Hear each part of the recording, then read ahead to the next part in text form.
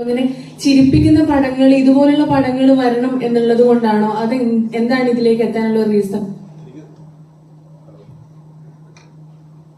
Hello,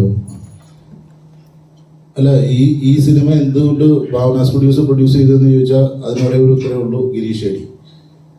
Girish ഷെഡി എന്ന പറയുന്ന film maker വളരെ മികച്ച 2 സിനിമകൾ ചെയ്തിട്ടുള്ള ആളാണ്. ആ 2 സിനിമകളും തിയേറ്ററിൽ മികച്ച വിജയങ്ങൾ നേടിയ സിനിമകളായിരുന്നു.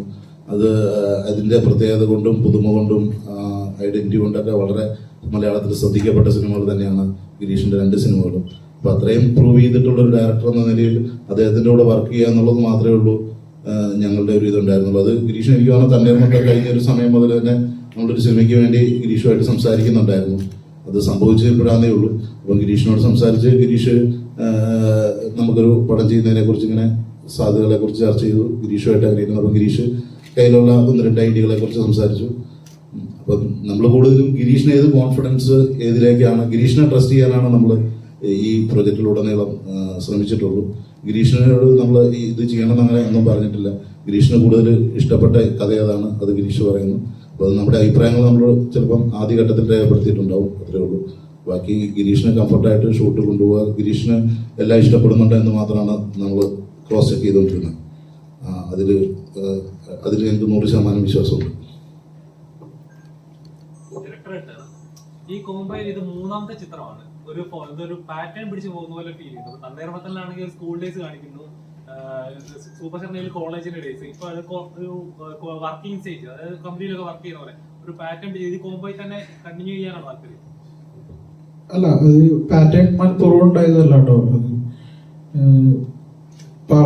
ഇപ്പൊ പറയുമ്പോ അങ്ങനത്തെ ഒരു പാറ്റേൺ ഉണ്ട്, വരുന്നുണ്ട്. അപ്പോൾ അങ്ങനെ നേരത്തെ ചിന്തിച്ചിട്ട് അങ്ങനെ പാറ്റേൺ പിടിച്ചതോ ഇനി ഈ കോംബോ തുടരണോ അങ്ങനെയൊന്നുമല്ല. എനിക്ക് ഇവരുമായിട്ട് വർക്ക് ചെയ്യാൻ ഇഷ്ടമാണ് എന്ന് കരുതി എല്ലാ പടങ്ങളും ഇവരുമായിട്ട് ചെയ്യുകയെന്നോ അങ്ങനെ ഒന്നും ചിന്തിച്ചിട്ടില്ല. നമ്മൾ പടം ചെയ്യുമ്പോൾ അത് എന്റർടൈനർ ആവുക, അത് ആൾക്കാർക്ക് ഇഷ്ടപ്പെടുക എന്ന് മാത്രമേ ചിന്തിക്കാറുള്ളൂ. അത് അതിൽ പ്രീവിയസ് വർക്കുകളായിട്ട് റിസംബ്ലൻസ് വരുമോ? ശരിയാണ്, എല്ലാ ഇതുകൾക്കും റിസംബ്ലൻസ് വരാതിരിക്കും. പ്രീവിയസ് വർക്ക് പോലെ ആയിരിക്കില്ല എന്തായാലും ഈ വർക്ക്. ഇതിന് അതിൻ്റെതായിട്ടുള്ള മെറിറ്റുകൾ ഉണ്ടാവും. അപ്പോൾ ഈ പാറ്റേൺ അങ്ങനെ വന്നു പോയതാണ്. നമ്മളങ്ങനെ ബോധപൂർവം അങ്ങനെ പിടിച്ചിട്ടുള്ളതല്ല. ബ്രേക്ക് ചെയ്യാൻ അല്ല ഞാൻ ശ്രമിക്കാറ്. അതായത് എനിക്ക് ഇഷ്ടപ്പെടുന്ന ഒരു, ഇപ്പൊ ദിലീഷേട്ടൻ പറഞ്ഞ പോലെ കോൺഫിഡന്റ് ആയിട്ടുള്ളൊരു സാധനം ചെയ്യാനാണ് ഞാൻ ശ്രമിക്കുന്നത്. ഇപ്പൊ ബ്രേക്ക് ചെയ്യാൻ ശ്രമിച്ച എത്രത്തോളം അത് ബ്രേക്ക് ആവുമെന്നൊന്നും എനിക്കറിയില്ല. അത് അങ്ങനെ പ്രൂവ് ചെയ്യണതിനേക്കാളും കുറച്ചും കൂടി ആൾക്കാർക്ക് ഇഷ്ടപ്പെടുക, ആൾക്കാർ എൻജോയ് ചെയ്യുക, ആൾക്കാർ തിയേറ്ററിൽ നിന്ന് ഇറങ്ങുമ്പോൾ ഹാപ്പി ആയിട്ടിരിക്കുക. എന്നെ ഞാൻ ബ്രേക്ക് ചെയ്യണതിനേക്കാളും അതായിരിക്കും എന്ന് എനിക്ക് തോന്നിയിട്ടുണ്ട്. അല്ല, ബ്രേക്ക് ചെയ്യില്ല എന്നല്ല, പക്ഷെ ആ ബ്രേക്ക് ചെയ്യാൻ പറഞ്ഞത് എനിക്ക് ഇഷ്ടപ്പെടണം, അത് ചെയ്താൽ നല്ലതായിരിക്കണമെന്ന് എനിക്ക് തോന്നണം. അല്ലാതെ ബ്രേക്ക് ചെയ്യാൻ വേണ്ടിയിട്ട് ബ്രേക്ക് ചെയ്ത് അബദ്ധം ആയിപ്പോണ്ടാന്ന്. ശരി,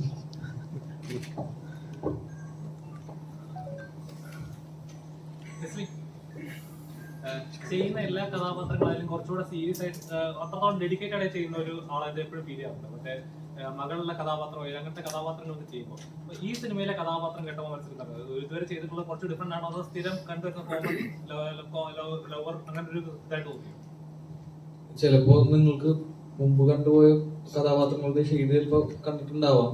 പക്ഷെ ഇതില് കഥയും കഥാപാത്രവും തികച്ചും മറ്റുള്ള സിനിമകളിൽ നിന്നും, ഞാൻ ചെയ്തിട്ടുള്ള മറ്റു സിനിമകളിൽ നിന്നും തികച്ചും വ്യത്യസ്തമായിട്ട് നിൽക്കുന്നതാണ്. പശ്ചാത്തലമാണെങ്കിലും അത് സംഭവിക്കുന്ന കാര്യങ്ങളാണെങ്കിലും എല്ലാം വ്യത്യസ്തമായിട്ട് നിൽക്കുന്നതാണ്.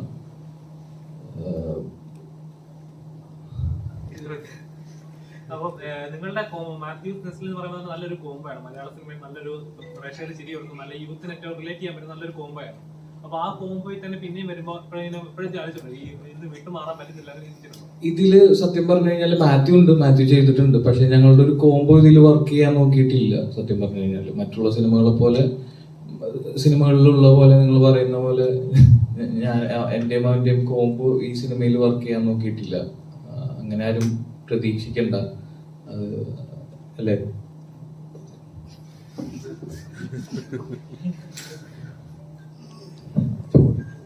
മമതയുടെ അടുത്താണ്. ആദ്യമായിട്ടാണ് ഒരു നായികയായിട്ട് ഒരു മെയിൻ റോളായിട്ട് വരുന്നത്. ഇത്ര നാളും